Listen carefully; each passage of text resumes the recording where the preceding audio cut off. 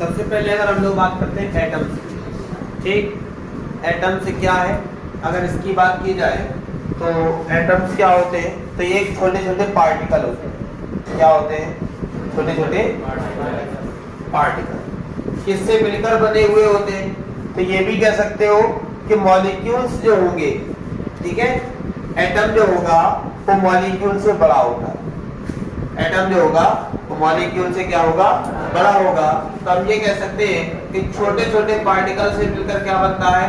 Molecules, और molecule से मिलकर क्या बनता है? ठीक। तो हम ये कह सकते हैं कि एक का मॉलिक्यूल जो होगा वो क्या होगा? एटम से छोटा होगा।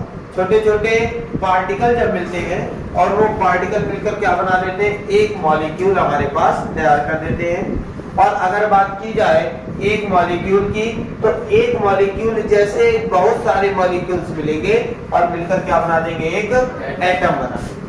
हमने तुमसे कहा था कि 30 तक एटॉमिक नंबर प्लस एलिमेंट तुम्हें याद होने चाहिए। कितने तक? 30, यानी कि हाइड्रोजन से लेकर कहां तक? जिंक तक। मोस्ट इंपॉर्टेंट है, इसलिए याद रखें। अब देखो, सबसे पहले इसमें काफी रिएक्शंस हैं, तो हम लोग पढ़ते हैं भैया रिएक्शन क्या है। सबसे पहले हम पढ़े रिएक्शन क्या है। तो रिएक्शन को बोलते हैं भैया अभिक्रिया, हिंदी में बोलते हैं अभिक्रिया। रिएक्शन है क्या? तो ये कह सकते हो कि लेन देन, एक रिएक्शन, पैसे का भी लेन देन, लेकिन यहाँ पैसा नहीं था, यहाँ इलेक्ट्रॉन्स होते हैं। जब क्या होता है? इलेक्ट्रॉनों का आदान प्रदान होता है, तो वहां पर हमारी क्या होती है? कोई ना कोई रिलेशनशिप बनती है, और रिलेशनशिप के ही दौरान क्या होता है? रिएक्शन होती है। कुछ ऐसे एलिमेंट भी होते हैं जो किसी के साथ रिएक्ट नहीं करते। तो क्यों नहीं करते? क्योंकि वो रिलेशनशिप बनाना नहीं चाहते। अगर हम लोग डेली लाइफ के अकॉर्डिंग चले, टोटल बात करते हैं हम लोग डेली लाइफ की। डेली लाइफ की अगर बात करें, सपोज कोई भी व्यक्ति है, पता चला मार्केट में ऐसे धोखे से मिल गया, जा रहे थे दोनों लोग, एक दूसरे को जानते नहीं, ठीक है, एक मार्केट की हमने बात की कि कोई भी एक मार्केट है, मार्केट में दो लोग जा रहे हैं, एक दूसरे को जानते नहीं, वो क्या कौन है क्या है। अचानक क्या हो कि तुम कोई भी चीज को खरीदने लगो, अब तुम्हारे पास 500 का नोट हो और वो बंदा कहते हैं कि भाई 500 के खुले लेकर आओ। तो तुम अगल बगल वाले से पूछोगे भैया 500 के खुले हैं? बगल वाले ने कहा हाँ बिल्कुल है, उसने तुरंत तुम्हें दिया, बगल वाले से रिलेशन बना, बातचीत होने लगी, हो सकता है फोन नंबर भी ले लो। इसी को हम लोग कहते हैं क्या? रिएक्शन। बात समझ में आई? रिएक्शन क्या होती है? तो रिएक्शन तब होती है जब इलेक्ट्रॉनों का आदान प्रदान हो। अब इलेक्ट्रॉन कैसे आदान प्रदान होंगे वो भी समझना। जैसे हम लोग क्या करते हैं, कभी भी नॉर्मल सी बात है, दो लोग साथ में जाते हैं, दो लोग साथ की बात करें या हम अकेले की बात करें, जैसे हम ही है, पता चला कि हम मंदिर जा रहे हैं, ठीक, सबसे बढ़िया एग्जांपल है मंदिर। हमने क्या किया? हम मंदिर जा रहे हैं, ठीक है, जा रहे हैं, कोई दिक्कत नहीं, हमसे बोलने वाला कोई नहीं। अचानक से पता चले कि वीर वहां से चलते हुए चले आए, घर से आए तो पता चला वीर को भगा दिया गया 10 रुपए देके कि जाओ प्रसाद चढ़ाए हो, या चुराए हो 10 रुपए मान लो, ठीक। तो हमने कहा कि भाई क्या हुआ? 10 रुपए लेकर घर से निकले, तो जब 10 रुपए लेकर घर से निकले तो 1 रुपए की जरूरत थी, तो ये इधर उधर भटकेंगे। वैसे हमें नहीं जानते थे हम कौन है, लेकिन क्या हुआ, जब इन्होंने देखा कि भाई हमारे पास 1 रुपए की कमी है और दूर से दिख गए भाई सर है, वैसे बोलते भी नहीं, अगर इनके पास 11 होते तो ये बोलते भी नहीं, शांति से जाते मंदिर में प्रसाद चढ़ाते थे। लेकिन रिलेशन बना कैसे? हम शांति से, हम भी जा रहे थे अमृत चढ़ाने, इनके पास 1 रुपए की कमी थी, तुरंत मेरे पास आए, सर 1 रुपए दे दीजिए। अब हमने 1 रुपए दिया, तो अब ये तुरंत लेके भागेंगे नहीं, ये फिर हमारे साथ थोड़ी देर जाएंगे और साथ में प्रसाद चढ़ाएंगे। तो यही क्या होती है? रिएक्शन होती है। रिएक्शन का मतलब क्या? जब हमने एक आध इलेक्ट्रॉन किसी को दिया या एक आध इलेक्ट्रॉन किसी से लिया, और देने और लेने में जो आपस में रिलेशन बना, उसी को क्या कहते हैं? रिएक्शन। बात समझ में आई? जब दो कोई भी सब्सटेंस, हमने दो लोगों की बात की, हम कह रहे हैं दो या दो से ज्यादा कोई सब्सटेंस आपस में क्या करते हैं? इलेक्ट्रॉनों का आदान प्रदान करें, और इलेक्ट्रॉन का आदान प्रदान करने के बाद एक कंपाउंड बना दे, उसको क्या कहा जाता है? रिएक्शन।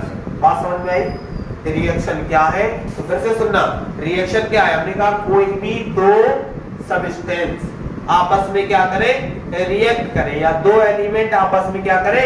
रिएक्ट करें, और रिएक्ट करने के बाद एक कंपाउंड बना दे, उसको क्या कहा जाता है? रिएक्शन। कोई भी एक रिएक्शन का एग्जांपल बताओ, कोई याद हो तो। HCl, बहुत अच्छी बात है। H प्लस Cl कह दोगे HCl। हाँ और बताओ, और कोई? हमने कह दिया Na प्लस Cl, कह दिया भाई NaCl बन गया। Mg प्लस Cl2, हमने कहा MgCl2 बन गया। अब देखो इसका भाई पोस्टमार्टम करते हैं, ये हुआ कैसे। बहुत बार हमने बताया, लेकिन एक बार फिर नए तरह से नई चीज, ठीक है। रिएक्शन अगर समझ गए तो आधा चैप्टर खत्म हो जाएगा, क्योंकि पहले हमें एटम समझना पड़ता है। एटम क्या है, मॉलिक्यूल्स क्या है, फिर हम कहेंगे कि भाई हमारे पास एलिमेंट क्या है, ठीक है। फिर हम लोग कहेंगे सब्सटेंस क्या है, प्रोडक्ट क्या है, ये चीजें क्या है। इन छोटी छोटी चीजों को समझना पड़ता है। कंपाउंड क्या है, ठीक। अभी तक हम केवल मैथ में कंपाउंड इंटरेस्ट जानते थे, अब केमिस्ट्री में भी भाई एक कंपाउंड पढ़ेंगे, ठीक। एलिमेंट क्या होता है समझना। हमने क्या दिया कि जैसे हम अकेले हैं तो एक एलिमेंट है, हम किसी के भी साथ रिएक्ट कर जाएंगे, किसी के भी साथ, मतलब कहीं जाना है, किसी ने पूछा सर हमारे साथ चलोगे, तो अगर हम फ्री होंगे हाँ चल सकते हैं। वो भी कंडीशन है, अगर हम फ्री हुए तो जाएंगे। फ्री का मतलब है मेरे पास अगर इलेक्ट्रॉन, पैसा ज्यादा होगा, खर्च करने का मन होगा तो कोई बुलाएगा चले जाएंगे, नहीं मन होगा, पर्याप्त 2 रुपए जेब में पड़े, कोई कह दे चलो क्यों चले भाई, या तो तुम हमें रुपए दे दो तो चल सकते हैं तुम्हारे साथ। तो रिएक्शन तब होती है जब हमारे पास अधिकता होगी तो हम चल देंगे किसी के साथ। तो एलिमेंट रिएक्ट तब करेगा जब उसके पास क्या होंगे, इलेक्ट्रॉन कम होंगे या इलेक्ट्रॉन ज्यादा होंगे। अगर इलेक्ट्रॉन कंप्लीट है, उसको जरूरत नहीं है किसी चीज की, अब तुम्हारे पास है, अगर मोबाइल है नया खरीदा, जरूरत नहीं है तो क्यों खरीदोगे भाई, नहीं खरीदोगे ना, खरीदोगे। घर वाले तो तमाचे और हमारे अभी दिलवाया था, फिर नया लेने चल दिया, ठीक। तो अगर किसी के पास क्या है, इलेक्ट्रॉन्स कंप्लीट है, तो वो किसी के साथ रिएक्ट नहीं करता। अगर इलेक्ट्रॉन कंप्लीट नहीं होगी तो नॉर्मल सी बात हो रही है। एग्जांपल के तौर पे तुम्हारे पास 3 एग्जांपल लिखे, देखो पोस्टमार्टम करते हैं। पहले सबसे सिंपल जो तुम लोग बचपन से पढ़ते चले आ, किसकी बात कर रहे हैं भाई, Na की बात करते हैं, सोडियम की बात करते हैं। तो सोडियम तुम्हें पता है एटॉमिक नंबर होता है 11। तो हमने कहा 2,8,1 11 हो गया। ये तोड़ा कैसे, तो हमने कहा था ऑक्टेट रूट तोड़ने का ये तरीका होता है, ये ऑक्टेट रूट तोड़ने का तरीका है 2,8,2,32। तो हमने कहा इसको कैसे ब्रेक किया जाए, तो हमने कहा ब्रेक कर सकते हैं। कैसे ब्रेक कर सकते हैं, तो यहाँ पे देखा 2,8,32 था, यहाँ 11 ही लिखा था, तो 2,8 ये हो गया 10, 11 था, 18 बहुत ज्यादा हो जाता, 1 पे छोड़ दिया। बात करते हैं क्लोरीन की, Cl कितना होता है 17, तो 2,8,7 17 हो गया, ठीक है। अब बताया गया, जैसे हम लोग के पंडित जी भाई बता देते हैं सगुन में 11,21,51 रखो, ऐसे ये मान लो हमने तुम्हें सगुन में बता लिया कि लास्ट में भैया ये डिजिट होनी चाहिए, या तो 2 हो या 8 हो या 18 या फिर 32 होना चाहिए। तो हमने देखा भैया लास्ट में 1 लिखा है, 32 तो है ही नहीं, ना 8 है ना 18 है ना 2 है, और लास्ट में यहाँ क्या है 7, ठीक। अब कहा भाई क्लोरीन ने एक काम करो, एक इलेक्ट्रॉन अपना हमें दे दो, ठीक, एक इलेक्ट्रॉन क्या करो हमें अपना दे दो। तो इसने कहा चलो ठीक है हम दे देते हैं। अगर एक इलेक्ट्रॉन देता है तो लास्ट में कितने, तब भी 8 है, इसके अकॉर्डिंग कंप्लीट है। और ये एक इलेक्ट्रॉन इसके पास आएगा तब भी क्या हो जाएंगे 8, तो हम कह देंगे इसके ऊपर प्लस इसके ऊपर माइनस। बात समझ में आई, जो डोनेट करता है उसके ऊपर पॉजिटिव और जो एक्सेप्ट करता है उसके ऊपर नेगेटिव। और ये भी कह सकते हो कि इलेक्ट्रॉन दाता को यानी कि इलेक्ट्रॉन डोनेटर को हम लोग एसिड बोलते हैं। एक और डेफिनेशन याद रखना कि ऐसा कोई भी पर्सन जो इलेक्ट्रॉन क्या करता हो, डोनेट करता हो, उसको हम लोग क्या कहते हैं एसिड, और जो इलेक्ट्रॉन एक्सेप्ट करता हो उसको हम लोग कहते हैं बेस। बात समझ में आई कि नहीं है? अगर हम लोग बात करते हैं किसकी, एसिड और बेस की, किसकी बात करते हैं एसिड और बेस की, तो एसिड क्या होते हैं तो हिंदी में बोले जाते हैं भैया अम्ल, इसको तेजाब नहीं कहते, ठीक है। ये क्या है एसिड है। एसिड कहाँ मिलेगा, तो भाई ये स्वाद में खट्टे होते हैं, जितने खट्टे पदार्थ मिलेंगे सब एसिडिक है। नींबू उठाओ खट्टा है, कौन सा एसिड होगा, कौन सा एसिड होगा उसमें, सिट्रिक होगा पक्का। क्या अच्छा सिट्रिक होगा, तो ये नहीं पता इसमें क्या होगा, कंफर्म सिट्रिक होगा। अच्छा चलो अभी देखते हैं, सब में एसिड बताएंगे कि इसमें क्या होगा, ठीक है। पहले हम लोग देख ले। तो अगर हम लोग बात करते हैं एसिड की, तो एसिड क्या होते हैं, जो स्वाद में खट्टे होते हैं। डेफिनेशन कैसे लिखोगे, तो कहोगे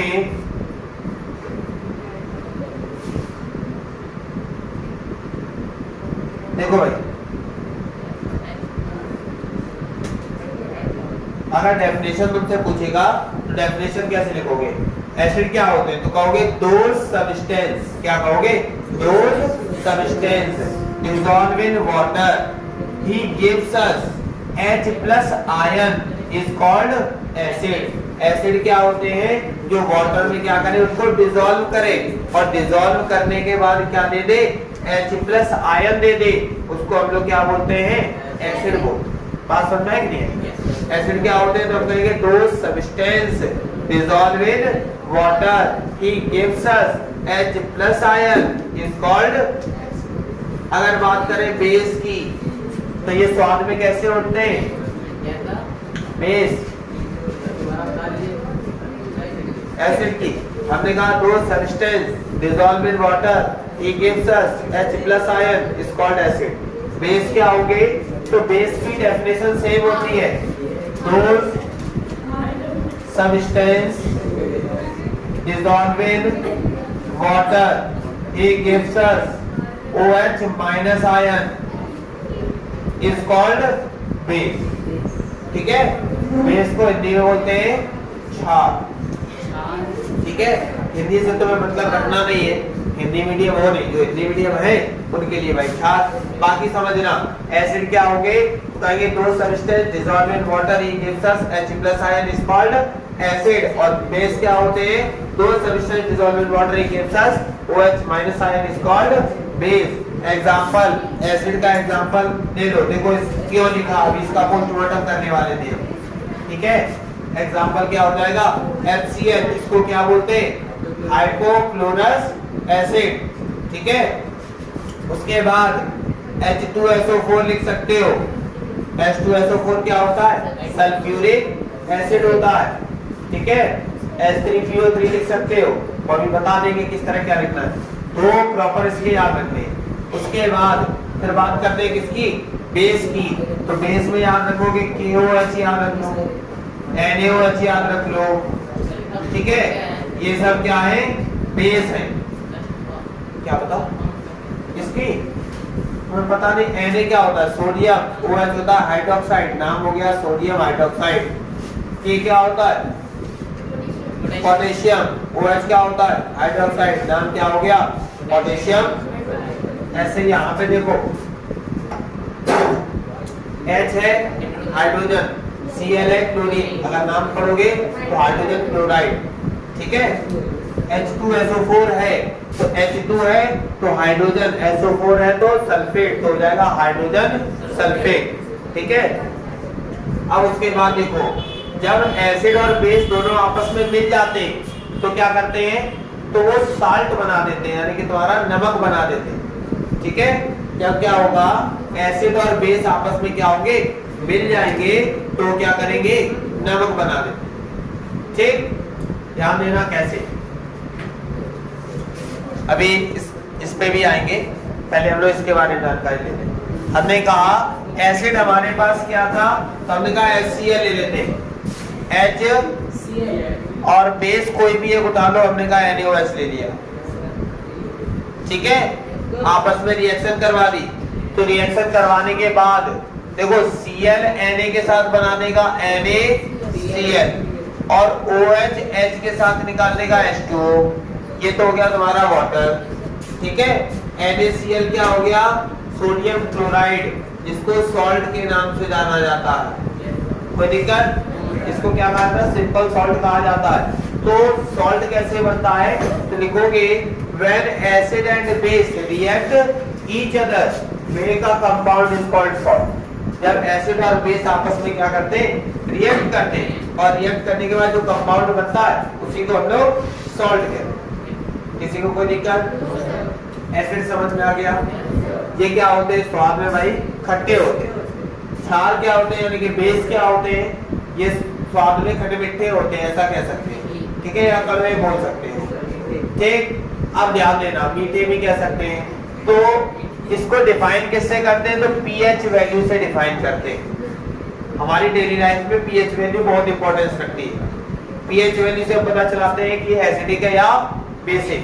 जैसे तुमसे कह दे वाटर का पीएच वैल्यू बताओ, वाटर क्या है, एसिडिक है या बेसिक है, तो हम कह देंगे न्यूट्रल है। वाटर कैसा है, स्वादहीन है, उसमें कोई टेस्ट ही नहीं होता, टेस्टलेस है, कलरलेस है, तो इसलिए वो क्या होता है, स्वादहीन, तो उसकी पीएच वैल्यू 7 होती है, ठीक। अगर बात करें ब्लड की, तो ब्लड कैसा होता है भाई, खट्टा होता है, नहीं होता, वो क्या होता है, बेस, उसकी पीएच वैल्यू जो होगी वो 7.4 होगी। तो इससे हमें पता चला कि 7 से अगर बड़ा है तो उसको बेस कहा जाता है, और 7 से अगर छोटा है तो उसको एसिड कहा जाता है, ठीक है, बात समझ में आई है। अगर बात करते हैं किसकी, मिल्क की बात कर ले, कर्ड की बात कर ले, तो उसकी हो जाती है 6.4, ठीक। तो इस तरह से हम लोग क्या करते हैं, पीएच वैल्यू निकालते हैं। तुमसे सबसे ज्यादा ब्लड की पूछता है, कितनी होती है, 7.4। तुमसे कहेगा एसिडिक होता है या बेसिक, तो कहोगे कैसा होता है, बेसिक होता है। फिर तुमसे कहेगा ऐसा कौन सी चीज है या कौन सा एलिमेंट है जिसकी पीएच वैल्यू न्यूट्रल होती है या 7 होती है, कहोगे वाटर। वाटर की पीएच वैल्यू कितनी होगी, 7 होगी। क्यों, क्योंकि ये कैसा होता है, टेस्टलेस, इसमें कोई टेस्ट नहीं होता, ना ये खट्टा होता है ना ये मीठा होता है। तो अब उसी के अकॉर्डिंग क्या हो, पीएच वैल्यू को निर्धारित कर दे। बात समझ में आई कि नहीं, किसी को दिक्कत। अब देखो, जब हमारे पास एसिड पता चला, बेस पता चला और सॉल्ट पता चला, सॉल्ट क्या होते हैं, तो फिटकरी जो होता है वो मिक्स्ड सॉल्ट होता है। फिटकरी भी एक क्या है, सॉल्ट है, इसको तुम लोग पोटास एलम के नाम से जानते हो। फार्मूला सबसे छोटा इसी का है, K2SO4 Al2SO4 का होल थ्राइस इनटू 24H2O, इसको पोटास एलम कहा जाता है, ठीक है। क्या फार्मूला है, K2SO4 Al2SO4 का होल थ्राइस इनटू 24H2O। कहोगे पोटेशियम सल्फेट, एल्युमिनियम सल्फेट और हाइड्रेट, ये क्या है, हाइड्रेट लगा हुआ, ये किसका फार्मूला है, पोटास एलम यानी कि फिटकरी का, ठीक। बहुत ज्यादा पूछा जाता है क्योंकि सबसे छोटा केमिस्ट्री में यही फार्मूला है, ठीक। तो इसलिए फिटकरी का फार्मूला वही क्या करोगे, याद रखोगे। उसके बाद देखो, फिर हम लोग बात करते हैं किसकी, देखो भाई, अब आगे बढ़ते हैं। सबसे बड़ा किसका, अब देखो इसके बाद फिर हम लोग बात करते हैं भाई, जैसे अभी हम लोग कर रहे थे, पोस्टमार्टम कर रहे थे NaCl का, ठीक है। हमने कहा था ये क्या करते हैं, Na+Cl बना देता है, ठीक है।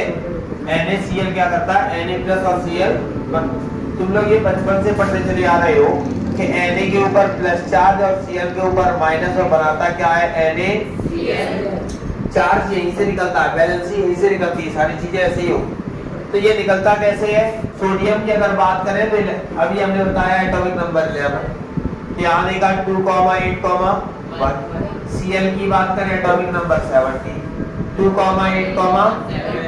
ये क्या करता है, एक इलेक्ट्रॉन डोनेट करता है, जो डोनेट करता है उसके ऊपर, और जो एक्सेप्ट करता है उसके, तो इस कारण से यहाँ पे प्लस और माइनस करता है, ठीक। तुमसे बहुत बार पूछा जाएगा कि सोडियम के ऊपर प्लस होता है क्यों, और क्लोरीन के ऊपर नेगेटिव होता है तो क्यों।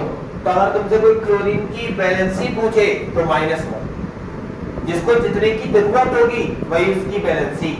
बैलेंसी का मतलब है यहाँ पे एक इलेक्ट्रॉन इसने एक्सेप्ट किया है तो -1 इसकी बैलेंसी है, और सोडियम की बैलेंसी तो एक इलेक्ट्रॉन इसने डोनेट किया है तो +1।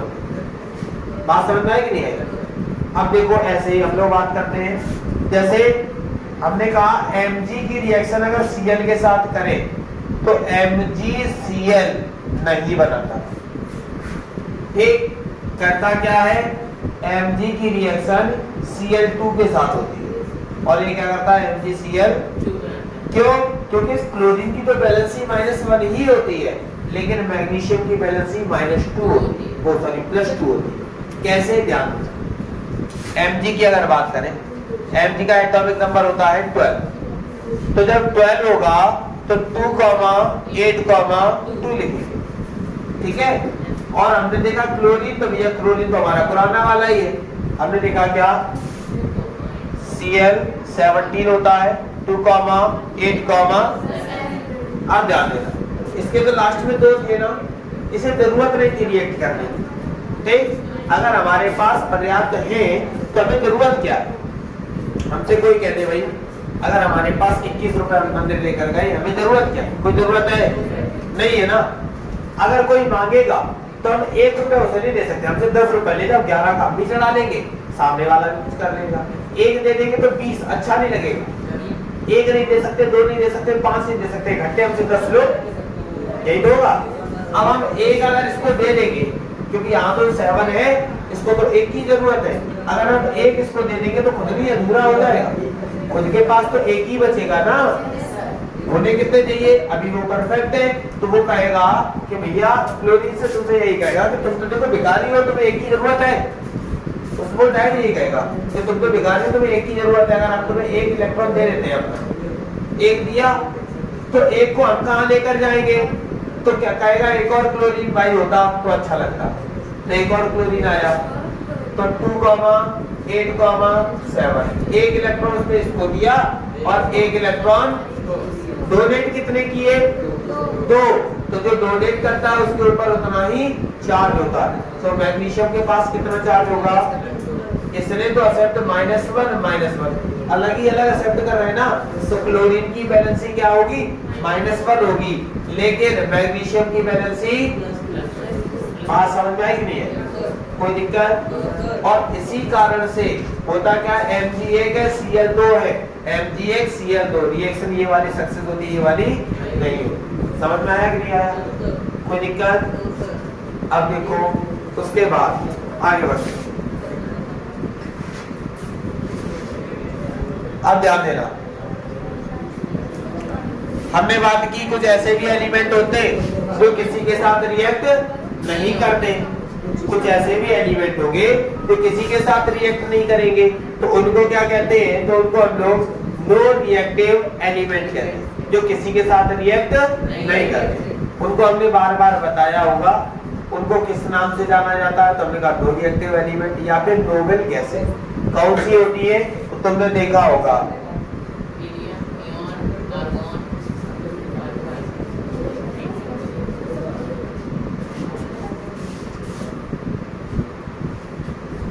देखो ये होती है, ठीक है। हीलियम है, नियॉन है, आर्गन है, क्रिप्टॉन है, जीनॉन है और रेडन।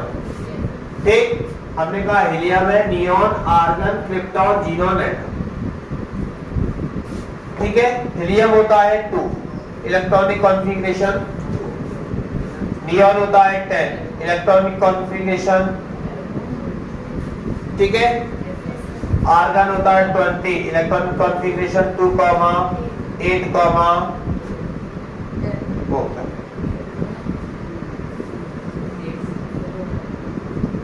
बात समझ में आ गई। हम देख रहे हैं 2 ही है हमारे पास, 2 हम दे नहीं सकते किसी को, 1 है किसी को दे नहीं सकते, हम 8 है किसी को दे नहीं सकते। तो जब हम किसी को दे नहीं सकते तो इसका मतलब क्या हुआ कि जब हम किसी को दे नहीं सकते, किसी से व्यवहार बना नहीं सकते, तो इसका मतलब क्या हुआ कि जब किसी को देंगे नहीं, व्यवहार बनाएंगे नहीं, रिएक्शन होगी नहीं, और रिएक्शन होगी नहीं तो ये वाले एलिमेंट क्या करेंगे, रिएक्शन को प्रदर्शित नहीं करेंगे, यानी कि रिएक्शन करेंगे ही नहीं। याद करने का तरीका हमने बहुत बार बताया,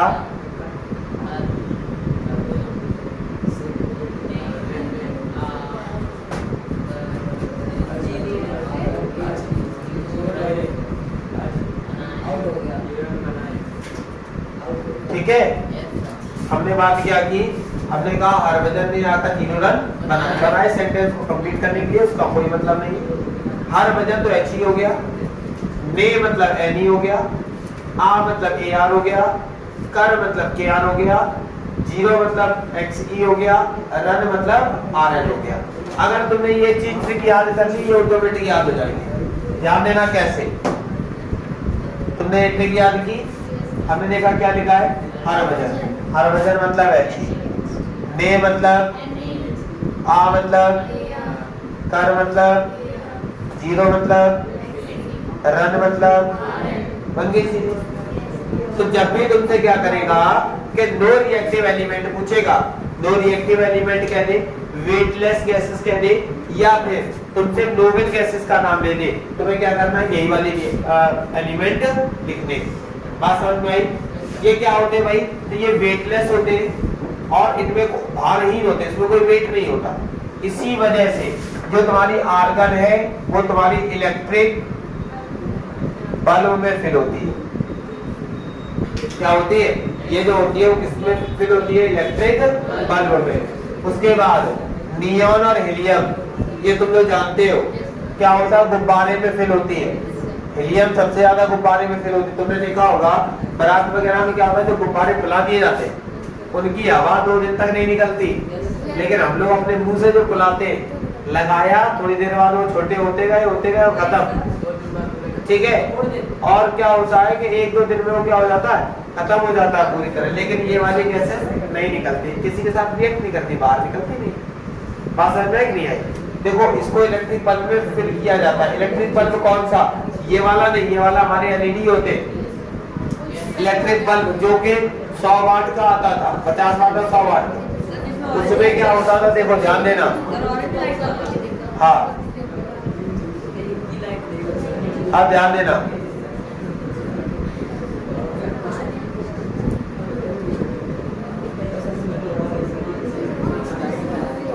इधर बिल्कुल आवाज नहीं। देखो, हाँ बताओ, पता नहीं। अब देखो, हमने बात करते हैं किसकी, इलेक्ट्रिक बल्ब की बात करें तो इलेक्ट्रिक बल्ब में हमने बताया, जिसका एक मेरा वीडियो अलग से भी है तो वो भी देख सकते हो। अलग से पूरा इलेक्ट्रिक बल्ब का वीडियो है, शॉर्ट में समझाने की कोशिश कर रहे हैं, क्योंकि अब मान लो आर्गन की बात आई है तो हम लोग बता दें तुम्हें। इलेक्ट्रिक बल्ब का एक अलग से वीडियो है, चाहो तो यूट्यूब पे देख सकते हो। ये क्या है, तो ये 2 पिन होती है जो कि होल्डर में केवल लगाने के लिए होती है। यहाँ पर क्या होता है, तो यहाँ पर तुमने देखा होगा डामर लगा हुआ होता है, ठीक। और जो डामर होता है उसके ऊपर थोड़ा सा अगर देखोगे तो वहां तांबे का तार निकला हुआ होता है। वो तांबे का तार इससे अंदर एंटर करता है, इलेक्ट्रिसिटी को एंटर करते हैं। पहले ये क्या होता था, ये जो टॉप होता था वो पीतल का आता था। अब क्या है, पीतल बहुत महंगी हो चुकी है तो एल्युमिनियम का कर दिया है, ठीक। और अब वो कोई यूज भी नहीं करता, तो इस वजह से अब हमारे पास एलईडी वगैरह आ गई है। तो उसमें भी जो टॉप लगा होता है, ऊपर का जो कैप होता है वो किसका होता है, एल्युमिनियम का होता है। इसमें क्या होता है, ये कांच का जो ग्लास होता है इसको फिलामेंट बोलते हैं, ठीक है। इसको फिलामेंट नहीं बोलते, फिलामेंट ये कांच का ये होता है पात्र, ठीक है। और ये जो होता है ये टंगस्टन वायर होता है। ये जो होता है ये क्या होता है, टंगस्टन वायर। टंगस्टन वायर क्या होता है, तो टंगस्टन वायर क्या होता है, बहुत हल्की धातु का बना हुआ होता है, इसी वजह से यही जलता है। ये जला वही हमें लाइट देता है, ये जलता है उसके अंदर, बल्ब के अंदर ये जलता है। कभी तुम लोगों ने देखा होगा कि छोटी वाली गैस तुम लोग के घर में होगी, छोटी वाली, ठीक, गैस। कुछ लोग क्या करते हैं, उसी के ऊपर एक ही चूल्हे में खाना बन जाता है, ठीक है। लेकिन कुछ लोगों ने देखा होगा वो जलाने के भी काम आती है। जलाने के कैसे भाई, गैस सिलेंडर के ऊपर एक फिलामेंट लगाते हैं और फिलामेंट को जलाते हैं तो रात भर उजाला होता है, ठीक। फिलामेंट, तो जो फिलामेंट होता है बिल्कुल मच्छरदानी की तरह होता है, तुमने देखा होगा कभी। अगर फिलामेंट को एक बार हम लोग यूज करते हैं, पहले वाले यूज में ही वो जल जाता है, पूरी तरह जल चुका होता है पहले यूज। उसके बाद अगर हम उसको टच करते हैं, उस फिलामेंट को अगर टच करें तो उसमें होल हो जाएगा, ठीक। उस फिलामेंट में क्या होगा, होल हो जाएगा, वो किसी काम का नहीं रहता। अगर हम उसको टच नहीं करते तो उसको 3 से 4 बार यूज किया जा सकता है।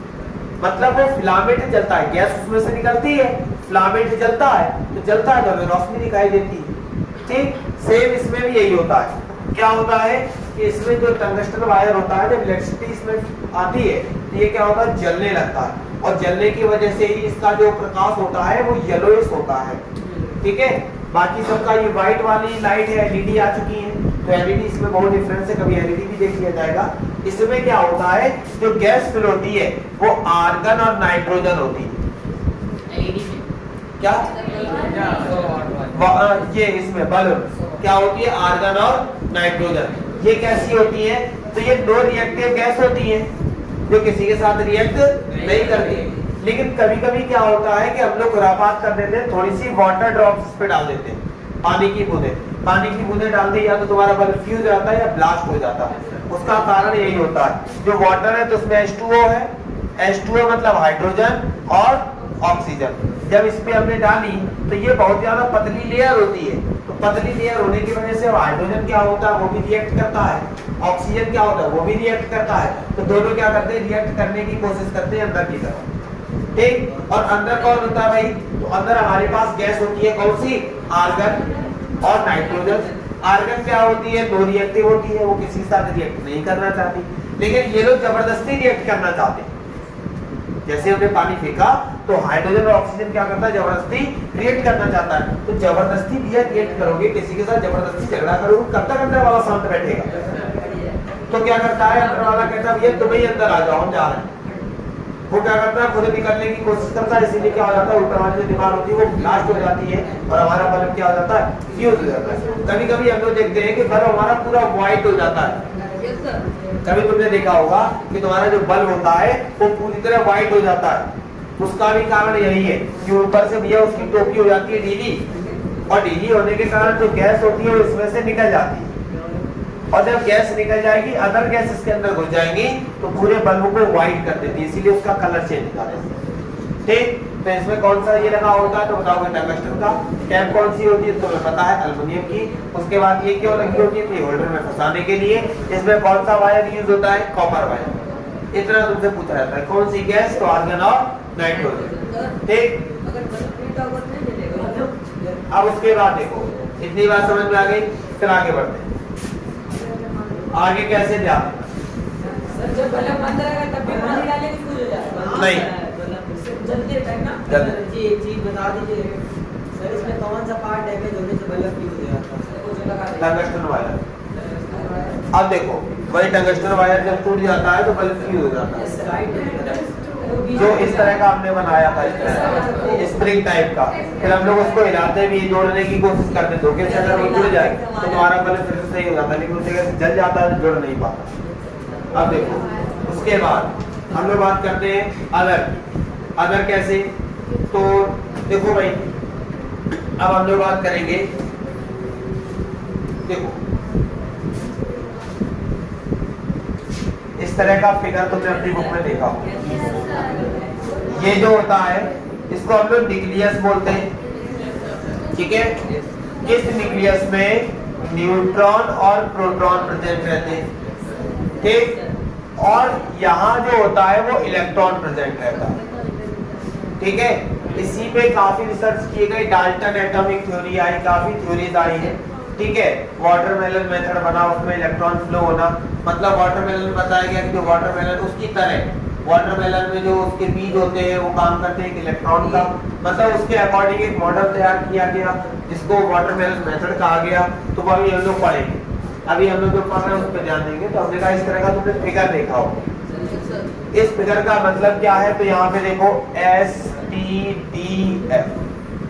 ठीक, ये क्लासेस होती है, इसमें KLML। अब ध्यान देना, होता क्या है, इलेक्ट्रॉन इसके लगातार कंटिन्यू क्या करता रहता है, ठीक, कंटिन्यू क्या करता रहेगा कि मतलब मूवमेंट करता रहता है। इलेक्ट्रॉनों का काम ही होता है क्या करना, मूवमेंट करना। जब इलेक्ट्रॉन क्या करते हैं, मूवमेंट करते हैं, तो मूवमेंट करने के बाद उनकी भी एनर्जी लेवल क्या होती है, डाउन होती है। जैसे एक तरह से इलेक्ट्रॉन भी क्या है, मैं कह सकते हैं कि मनुष्य है, मनुष्य को कह दिया जाए कि भाई एक ग्राउंड के चक्कर लगाओ, तो ग्राउंड के चक्कर तब तक लगाते रहो, पता चला लगाना स्टार्ट किया, लगाने टाइम तो बहुत एनर्जी होगी, लेकिन थोड़ी देर बाद क्या होगी, एनर्जी रिड्यूस होती जाएगी। लेकिन तुम्हें चक्कर लगाने के लिए कह दिया तो तुम क्या करोगे, अपने राउंड को थोड़ा सा छोटा कर दोगे। ठीक, तो ऐसे धीरे धीरे क्या करते हैं, क्लास को कन्वर्ट करते रहते हैं, और ये आते कहाँ है, न्यूक्लियस के पास। न्यूक्लियस में होते कौन है, न्यूट्रॉन और प्रोटॉन। न्यूट्रॉन और प्रोटॉन का वर्क क्या होता है, तो न्यूट्रॉन और प्रोटॉन को एनर्जी प्रोवाइड करते हैं। ठीक, एनर्जी प्रोवाइड करने के बाद वैसे ये कहाँ पहुंच जाते हैं, जहां ठीक ठीक। जैसे नॉर्मल सी बात है कि अगर हम लोग बात करें कि अनुज को क्या किया जाए, एक टॉफी का लालच दिया जाए किसी एक ग्राउंड को लेकर, ठीक, क्या दिया जाए कि भाई एक टॉफी देंगे, एक काम करो इस ग्राउंड के 8 चक्कर लगाओ। अनुज ने कहा चलो ठीक है, एक टॉफी मिलेगी, बहुत बढ़िया बात है, 8 चक्कर लगाए जाए। तो अनुज को पहले टॉफी नहीं दी गई, पहले कहा तुम 8 चक्कर लगाओ, अनुज ने लगाना स्टार्ट किया। शुरुआत में तो लगा के नहीं, बहुत बढ़िया 8 चक्कर लग जाएंगे, पहले चक्कर में ऐसा लगता, 2-3 चक्कर लगाए, उसके बाद लगा एनर्जी लेवल थोड़ी डाउन होने लगी, 8 चक्कर का सवाल है, 8 नहीं लगा टॉफी नहीं मिलेगी, बहुत बड़ी बात है, ठीक। तो अब इन्होंने कहा कि 8 कैसे लगे, तो पहले इतना बड़ा ग्राउंड था, कहते हैं इतने में ज्यादा दौड़ना पड़ रहा है, थोड़ा सा क्या करो बाउंड्री से पास में आ जाओ, पास में आ जाएंगे कम दौड़ना पड़ेगा, चक्कर जल्दी पूरा होगा। फिर धीरे धीरे और कम करते गए और धीरे धीरे धोखे से 8 चक्कर लग भी गए। लगने के बाद क्या हुआ, इन्हें एक टॉफी मिली और 10 मिनट का रेस्ट मिला। उसके बाद फिर कहा गया फिर तुम्हें एक टॉफी देंगे, फिर दौड़ो, तो ये फिर दौड़ने लगेंगे।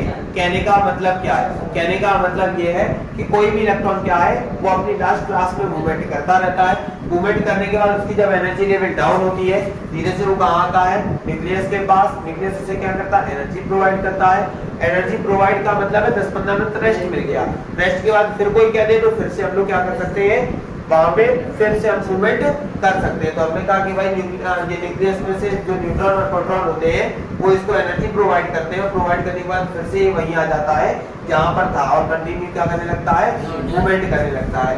इलेक्ट्रॉन के ऊपर ऑलवेज नेगेटिव चार्ज, प्रोटॉन के ऊपर पॉजिटिव चार्ज, न्यूट्रॉन के ऊपर कोई चार्ज नहीं होता, ठीक। इस चीज का खासकर ध्यान रखेंगे।